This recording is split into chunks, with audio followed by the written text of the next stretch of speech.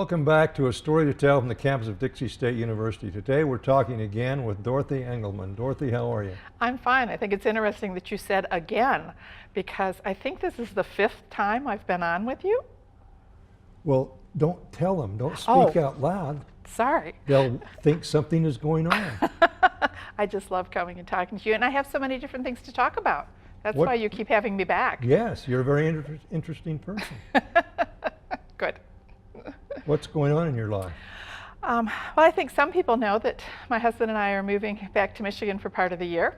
I'm coming back because even though I have a darling 4-year-old granddaughter that's drawing me as a magnet, she just turned 4 this week. I'm not willing to put up with Michigan winters. I did that for 53 years, and I'm not doing it again as long as I can still get on a plane, boat, train, car to get out here. So I'm hoping to spend the winters out here and stay in touch with my friends here, because to me that's really important. But the other goal is to be able to spend time with my daughter and her family, and realizing that she's the one who's going to take care of me when I get really old. You know, another 30 or 40 years, another 30 or 40 years. And so that I really also wanted to make some friends back there. But this has been a delightful part of my life, being here in St. George. And I've done things here that I had no idea what I was going to do when Gary and I drove off I-15, off an exit on I-15 in 2009, which is when we moved here. So you got lost and ended up in St. George. Not really. I found an old AARP magazine when we were still living on the boat, when we were looking for places to move to, and St. George was one of the places that was listed. When we sold our home initially in Michigan, we said, we're not coming back here, and packed up some stuff, and then ended up here. We decided to take a road trip from San Diego, where the boat was, and where were you on your way to when you went through here? We were going to make a loop through Utah, New Mexico, and Arizona. We had picked out several places in each of those cities or states that met our criteria, which was there had to be good medical care, which of course with IHC we have. There had to be an institution of higher learning, which we're sitting here at Dixie State, so that qualified. It had to be beautiful, and there had to be sunshine. And there had to be wonderful people, and that was even before I met you. It was before you met me? Yes, I didn't know you. Lucky you met some wonderful people before you met me. No. That you're one of the wonderful people too. Well, thank you. You do provide a service for our community, and I think people really enjoy it. Well, I hope they do. Tell me about your daughter. She works in finance and is I'm very proud of her. She's done a lot on her own. She does boxing classes and runs half marathons, and she and her husband Scott have done a wonderful job raising Abby, their daughter, my granddaughter. And one of the things is that I really want to go back and be able to have a presence in Abby's life.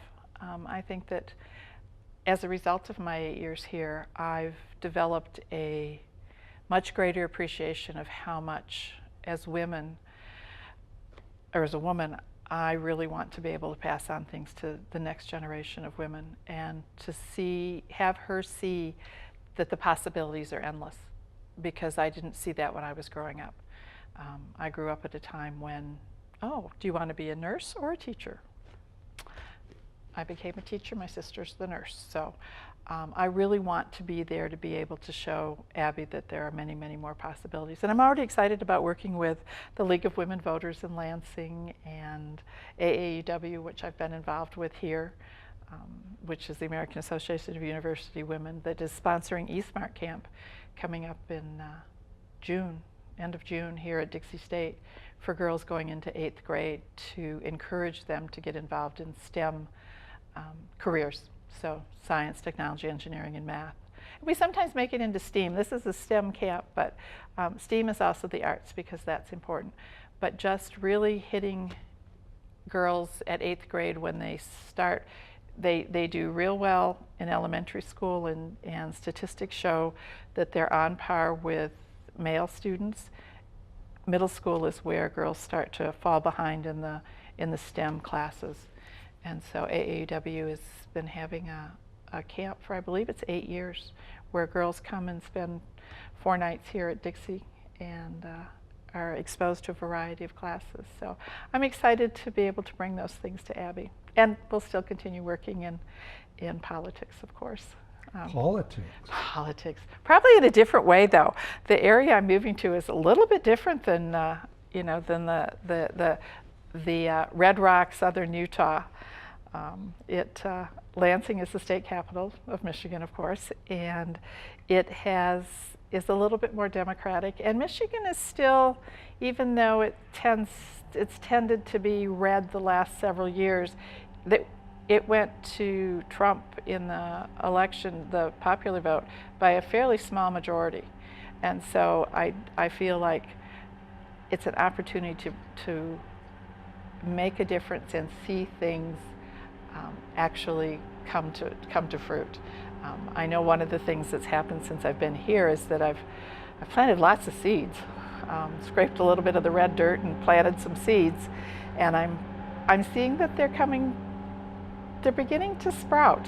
When I look at organizations like Utah, I'm not going to remember the acronym, but Utahns Acting Together, UACT, and Action St. George, which are really becoming involved in getting citizens involved in reacting to their legislators and city council people, because I think that that's something that's very important. Let's go back for a minute to education. Mm-hmm. You have STEM and STEAM. Mm-hmm. When I was little going to school, it was reading, writing, arithmetic. We still have those too. Oh, do you? Yes, those are still there. Glad. Yes, they're still there. One of the things that when we talk about STEM education, especially looking at girls, is that when we look at the disparity and the lack of equity in pay for women, some of it has to do with careers that women tend to go into. And they tend not to be those higher paying science, technology, engineering, and math jobs. And so it goes back to, if you don't see it, you don't think about becoming it. And so by enabling young women to see that we do have people in this community. There's a wonderful, a woman who belongs to AAUW who's a NASA scientist who has been studying Jupiter and is just incredible. But oftentimes girls don't realize that that's something they can do. Or when we look at the medical field and the advances being made there, that it's okay for girls to be smart. And that's something that... It's okay for girls to be smart? Yeah, it is. Run that by me one more time. It is. Well, I thought girls were smart. They are smart, but sometimes they don't have enough self-confidence to continue on through that as they transition into middle school and high school. Because of course that's a time when we look at, wanting to be popular, pleasing people, dating is starting. There's a variety of things that go on, in young people's lives when they reach that point. And unfortunately, our culture often sends the message to young women that how you look is more important than what you think and what you know. And so that's one of the things where, as someone who has sort of been awakened in the last 30 or 40 years, to make sure that that message gets out to young women, that it's not all about pop music and, do you have the latest clothes? And especially given that I'm working in the field of domestic violence, and when I see... Are you beating up on Gary? No, I'm not beating up on Gary. I'm hoping to prevent domestic violence. I know that. I know you do. And I've thoroughly enjoyed my time. And I think I've made a difference at the Aaron Kimball Foundation too. But when we look at teen dating abuse, those kinds of things, a lot of it goes back to just really having young women look at themselves and say, you know what, I can do this, and I'm valuable, and I'm a person, and I want to make a difference in the world. And not that there's anything wrong with saying, I want to grow up, get married, and have a family, but I strongly encourage them to put another step in there that says, and get an education first. Utah has one of the lowest completion rates for women at the university and college level in the United States. And yet we still have the same problems that we see across the country, 50% divorce rate. But if you don't have a way to support yourself and your family, you're going to end up, unfortunately, at the bottom rung. And it's one of the reasons that, you know, when we look at Switchpoint, there are families there, and there are single moms with children. And when I see, you know, women who come to both the Dove Center and Erin Kimball, who are homeless because they've left an abusive situation, and if they don't have a way to take care of themselves, you know, it's a pretty rough life. So. Interesting. The wage differential, I've never understood that, because most of the places I've been, women made the same rate that men did. There was a salary schedule, and you couldn't differentiate. You couldn't pay somebody less. Right. You're exactly right. And I was fortunate to work in education where there was a published salary schedule, and, you know, yes, they had the same experience and the same degree level, they got the same pay. The difference is, and even something with education, is who gets that extra pay for being the department head? Who gets that extra pay for coaching? And especially, you know, when I was teaching, there weren't women's sports. You know, we've come a long way.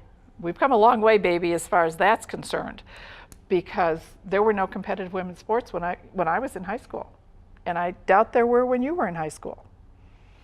If you think of you know, there wasn't a women's basketball team, there wasn't a women's soccer team. There was a women's basketball team. Really? That competed between other schools? Uh-huh. Well, then you were further ahead out here than we But were I'm in not Michigan. sure. I remember they had the women's dressing room, and they had uniforms. Well, they had, well, yeah, they had a and they locker had room and PE, played gym. But I think, well, maybe they didn't. Okay. Because back when I was playing basketball, women weren't even allowed to run full court. I mean, I graduated from high school in 1967, and women's basketball rules at that time, and this was national, you know, national GAA, Girls Athletic Association rules, that you couldn't run any more than 3 steps, and you could pivot, but you couldn't run any farther than 3 steps. You had to throw the ball because girls weren't strong enough, supposedly, to run the length of a basketball court. Well, that's because you weren't playing girls basketball. Well, you know, I used to be a Girl Scout. They asked me if I'm a Boy Scout. I said I used to be a Girl Scout, No, you but looked they all got away. Yeah. Now, I was a Girl Scout for 10 years, so yes, you made too much noise as you were coming or something when you were scouting. They were faster than I was. They were faster than you were, right. So I'm looking forward with our move, and both here and there, because I'm looking at spending probably, you know, 8 months in Michigan and 4 months here, to staying involved in both of those types of organizations that really work with moving women forward. And I was so excited with the program we did this Saturday called Real Women Run, which is a nonpartisan program. And it's really quite impressive when you look at the people who are supporting it. Rocky Mountain Power, the National Hispanic Leadership Agenda, AAUW, the YWCA of Utah, Vision 2020, the Hinckley Institute, the Women's Lawyers of Utah. There are women lawyers? There are women, and there's an association of women lawyers in Utah, yes. That's scary. I know. This program started quite a few years ago at Rutgers, and it is to encourage women to run for office. And I'm sure that you're aware that here in the state of Utah, we again have a very low percentage of women serving in state offices in our state legislature. Do you have any idea what the percentage of women in the state legislature was this past term? Now, remember, we make up 49.7% of the population in Utah. Do you know what the percentage 5%. was? No, we're better than that. We're 20. In fact, that was up 4% from the last session, because this past year, two more women were elected to the state legislature. So we have a total of I just lost the number. Anyway, it's 20% of 104. Well, the men better circle the wagons or they're going to get taken over. Well, I doubt it. One of the problems, really, and we had two Republican representatives speak with us on Saturday. It was Representative Becky Edwards, who's from District 20 in Davis County, and Representative Christine Watkins from Price, which is District 69. And they spoke with us. And they said it's not uncommon to have a committee where there's only one woman, if there's a woman at all. In the legislature, for committees to hear bills, to know whether that bill is ever going to see the light of day. And especially when we're talking about legislating women's health and issues that deal with women and children. Obviously, there are no children sitting on the committees, but there ought to be, maybe. Maybe, you know, we should. They do have input when I'll you can go speak. suggest that to Lowry for next Okay, you do that. But to have more women involved in those decisions. I mean, I think it's very interesting, especially with the current administration in Washington, that when you see a panel or a group with a signing ceremony, that many of the people look more so like you than me. That there's a great shortage of women being involved, especially in this administration. And I think it does make a difference. It's interesting when people talk about Real Women Run, they assume that it's male bashing, and it's not. It's that we need women to be involved in civic offices and elected positions to the same level as what they make up in the population. You know, we make up close to 50% of the population. So that should be what our goal is as far as representation.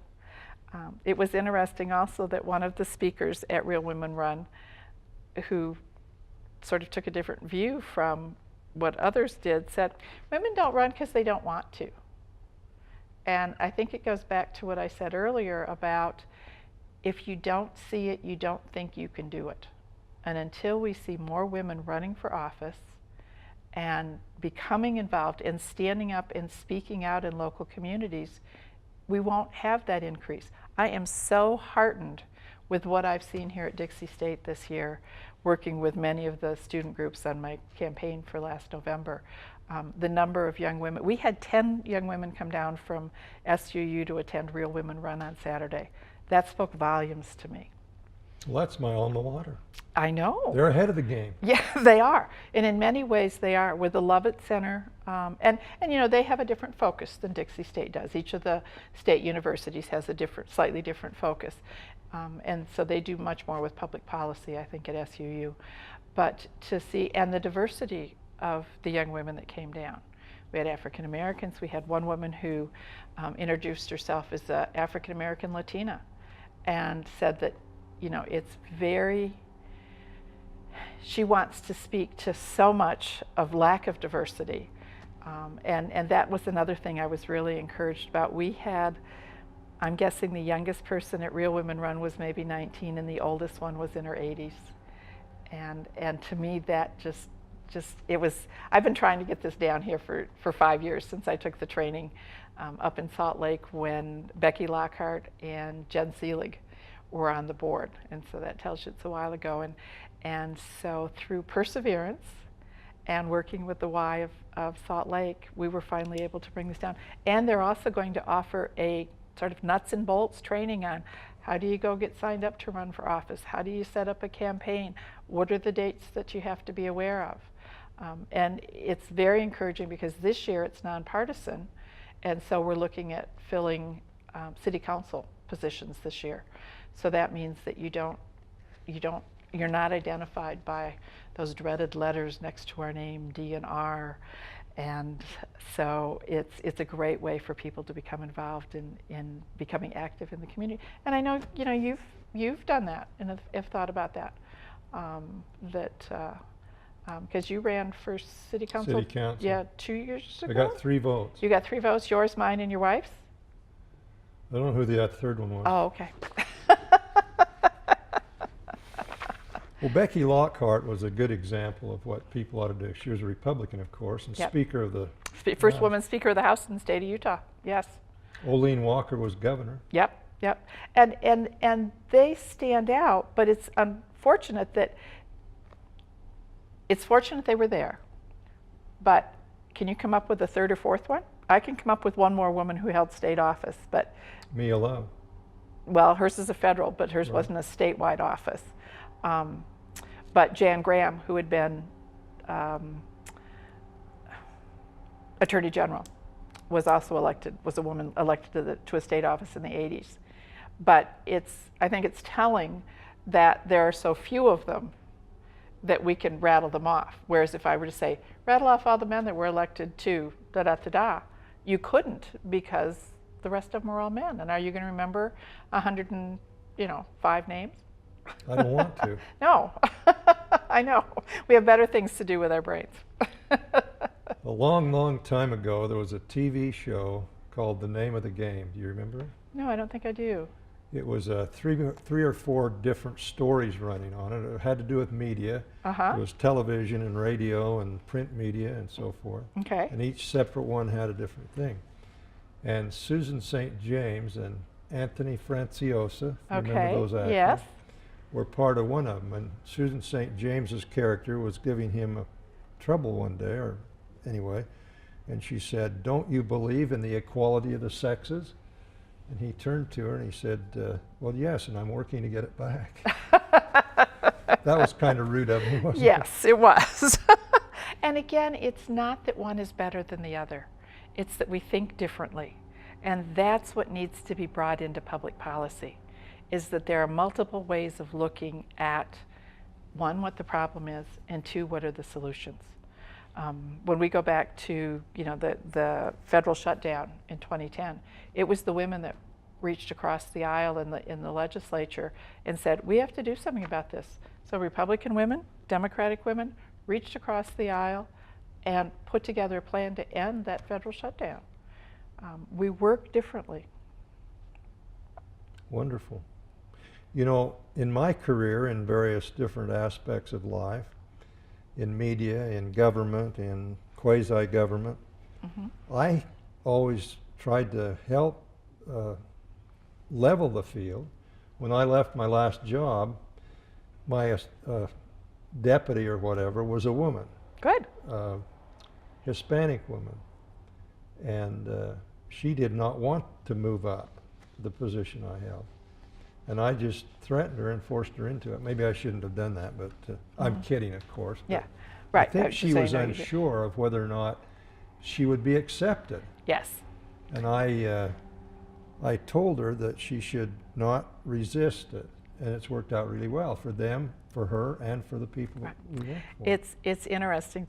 Statistics show that if there's a job opening, and that applies to whether it's an elected position or in industry, that in most cases, if a man can click off 6 out of 10 boxes, Boxes, what do you mean? like if there are requirements, if there are 10 requirements for this job, and he fulfills 6 of those requirements, he'll apply for the job. If a woman can't, mark off 9 of the 10 requirements, she won't apply. It just is something that we feel as, and this is a generality, obviously, but statistics have shown that women feel they have to be better prepared to apply for or run than their male counterparts in their own heads are. And yet statistics show that when women and men run for office, they're elected at the same rate. But it's convincing women to run and to apply for things that they feel may be beyond their capabilities or what they'd even thought about doing. And I think that's one thing that I think I've learned here in Utah. I can do anything. It's taught me that, that wall may be there, but if you at least take the steps forward, you can make some change. I wouldn't be sitting here with you because I was nobody when I moved here 8 years ago. Nobody is nobody. Right. I wasn't known in the community when I moved here 8 years ago. And to think that, I've run 2 well-run, I believe, campaigns to run for state legislatures. Wasn't successful, but I still truly believe that my running made a difference, and it will make it easier for the next person to run. A long time ago, when I was the business administrator for the Morgan School District, I asked the state school superintendent of public instruction, who had at one time been the business administrator for the Morgan School District. I asked him, I said, do you think I ought to apply for this job? And this applies to everyone, male, female, Right. whatever. And he said, well, Lane, there is no decision to be made until they offer you the job. That's true. You just need to go ahead and do it. And I would encourage people to apply for jobs, because every time you sit down for a job interview, you're going to get better at something. And you're going to learn how to answer that tough question, and you're going to be more prepared when you go in the next time. If you never try, you don't succeed. And I think that's the message that I want to be able to give to my granddaughter. I think my daughter's got it pretty well. You have other children? Nope, I have one daughter. And so that's why I know she's the only one who's going to take care of me when I get really old. Plan ahead. Yes, I am. It was one of the things that when I had to move my mom out here, because she and my dad lived in Michigan. My dad passed away 2 years ago. And she had lived in the same area for 90 years and had made a real effort to make friends of all ages. And when between my sister and I, decided that she couldn't live there and neither one of us were moving back to Michigan, and I had to pick her up and move her from where her friends and support system were, I said, I don't want that to happen to me. So I'm going to go ahead and start a new batch of friends in Michigan. We got 1 minute left. What's your final word to us Utahns? I'll be back. No. It's all be back. I'll be back. That being here in Utah, and as I said, I've met wonderful people. It's a beautiful state. I look forward to still being part of it, and I'm just delighted to have this opportunity to be with you one more time and say goodbye, but I'm not gone. I'll just see you later, and I'll be back. So thank you. Isn't aloha a word that means goodbye, hello, and I see think you so. later? See you later. So I should say aloha. Well, Dorothy, it's always fun to interview you and listen to your opinions and listen to what you think we ought to do. Thank you for being with us. We've been talking to Dorothy Engelman, who's leaving us for a short period of time, but she will be back, and we hope you'll be back. This is Lane Ronnow from the campus of Dixie State University. Thanks for being with us on A Story to Tell.